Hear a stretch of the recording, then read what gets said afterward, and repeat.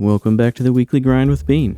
We have an exciting week of news and events this week, but apparently not exciting enough to get Khadgar up out of his magical floating lazy boy. First up, Plunderstorm is here, and this time around we have 5 weeks to play around with the PvP Battle Royale mode, as it is lasting from January 14th to February 18th. We have seen this time around many of the rewards have a black and purple color scheme, which looks pretty nice. When I played last time the event came around, the strat was to get early XP and loot as fast as possible by landing directly on elite enemies and getting your captain's orders missions done ASAP for the extra plunder. In order to win though, you need to be leveling up XP by consistently defeating enemies and upgrading your weapons and abilities. It's kinda hard to pull off the sneaky wins here where you rat until the end, because even one level over someone is a pretty noticeable advantage as far as damage dealt goes. I will definitely be playing the mode at least until I get all the rewards. But last year, the plunder gains started off pretty slow, but were buffed early on, as is tradition with Blizzard at this point, and later in the event, there was double plunder too. This is when I did the majority of my playing. They'll probably do something similar this time around for anyone that joins the game during this event, so they'll be able to get the stuff before it ends. Either way, just playing a few rounds a day will probably be enough to earn everything you want, if you're not the type to grind and would rather spread your time out in the game mode. Next we have the 11.1 PTR, which went live last week, so everyone can start playing around in the new zone, dungeons, and raid. I jumped in there and played a bit so I could get a feel for the new zone and the D.R.I.V.E system, as well as take a look at the new dungeon, Operation Floodgate.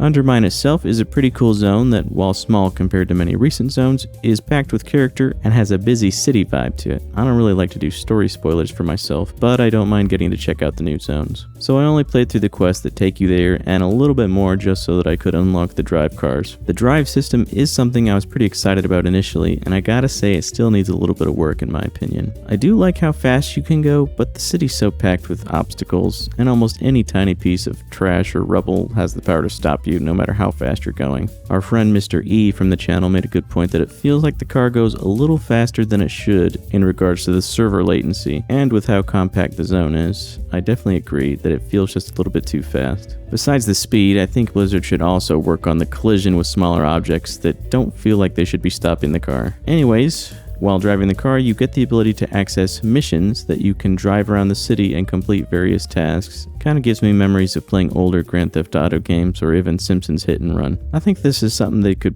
probably turn into like a mini game into other areas and zones in WoW where the goblins could kind of run like a cab service throughout Azeroth. Me and Golden also took a stroll through the new dungeon Operation Floodgate on heroic difficulty just to kind of see the sights, get a look at the bosses and the trash and see how we might root through. Overall, we really enjoyed the dungeon. It's got a big open area to start with that kind of allows you some freedom for how you might want to route through it, and you need to collect 5 explosives and defeat 2 bosses before using the explosives to blast open an entrance into the interior of the dam. At that point you fight the 3rd boss before entering. Then the rest of the dungeon you kind of just go down a hallway and fight the last boss. All the boss fights though did have some fun and interesting mechanics. Also really like the new swirlies and the effects that mark attacks and damage, so it's pretty clear and easy to understand what needs to be avoided. There's also definitely some trash that seems like it's going to have some dangerous abilities that will either need to be avoided and interrupted, so overall it felt pretty engaging and it should be a fun challenge to run through once it starts in Season 2. The PTR dungeon and raid testing is following a schedule, and last week was this new dungeon, Operation Floodgate, but this week testing will be for the other 4 War Within dungeons that were not part of Season 1's dungeon pool. We have Cinderbrew Meadery, Dark Flame Cleft, Priory of the Sacred Flame, and the Rookery. And next week will be Operation Mechagon Workshop, the Motherlode, and Theater of Pain. We didn't jump into any of the raid testing, but I have heard good things so far about how enjoyable it's been, so that does have me excited for the next raid. I gotta say, the aesthetic alone seems like some insane and wacky fun with the mecha T-Rexes and whatnot. Here's the raid test schedule for anybody that wants to jump in. And there's also 2 new delves, but I did not take the time to check those out yet. If I decide to, I will definitely report back on how brand tanking feels, as well as the look and flow of the delves themselves. We are now in week 2 of the Turbulent Timeways event, and this week we have dungeons from the Warlords of Draenor expansion. So make sure to knock out your time walking on the same character you used last week at least to keep up your achievement progress so that you can earn the timely Busby mount after 5 weeks. Make sure you grab the time walking quest, and some weeks will have a raid quest as well. And after 5 dungeons dungeons, you will also get the Nerubian hero track gear. This can be great for alts if you do each week of the event. That's a lot of hero gear just for running some time walking. The last piece of news I wanted to talk about is the Warcraft 30th Anniversary World Tour, which has recently been announced, and it's going to be an in-person event with 6 dates and locations that are going to be intimate gatherings around the world. They'll feature live entertainment, the opportunity to meet Warcraft devs, and experience unique activities. That's really all that's available at the moment though, and apparently the tickets will be free but limited. So I guess if this is something you're interested in, then just keep your eyes open for a chance to score those tickets. I've never been to a BlizzCon or any type of gaming convention really, so I would be stoked to get the chance to go. But with limited free tickets, it sounds like it won't be easy to get your hands on them. Good luck to everyone that's trying though.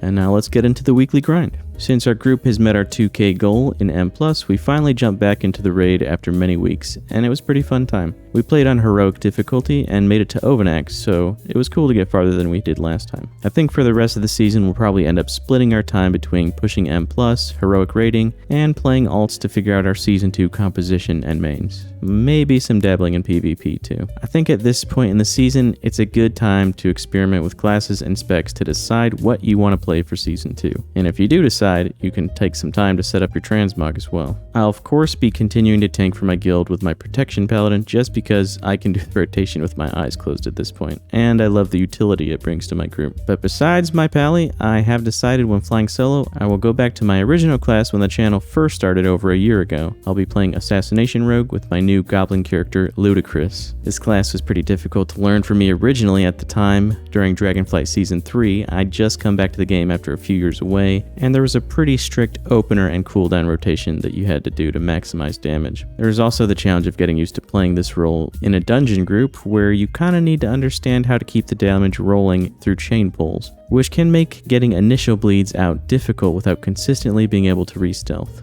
I did struggle at first, but it was pretty satisfying when I got to a point where I could keep all the plates spinning and get those huge burst windows during Kingsbane. I ended up learning to tank Prot Pally pretty early on in the channel though. Since then, I've primarily pushed hard content only with the group, because I wanted to prove to myself that we could reach our goals without being carried, and it felt really nice to do that, so that's why I'm going to keep playing my tank for the group, to facilitate that fun, progressive learning experience. While I love tanking, I have missed the play spinning playstyle, so I did make this rogue that I'm going to be maining whenever I'm not tanking. So share in the comments what your plans are for Season 2, whether you're switching classes or specs, or just sticking with your current favorite.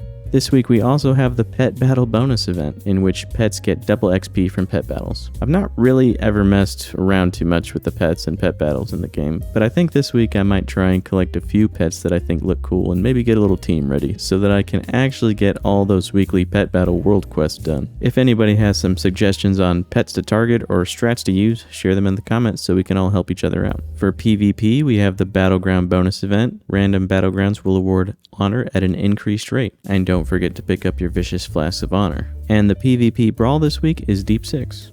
And finally, make sure to knock out all the weekly chores you care about. I would specifically make sure to at least get your Siren Isle Cersei Circlet upgraded again this week. But that's our weekly grind, everybody. Please like, comment, and subscribe. Catch us live to hang out whenever we stream to help support the channel. Thanks for tuning in.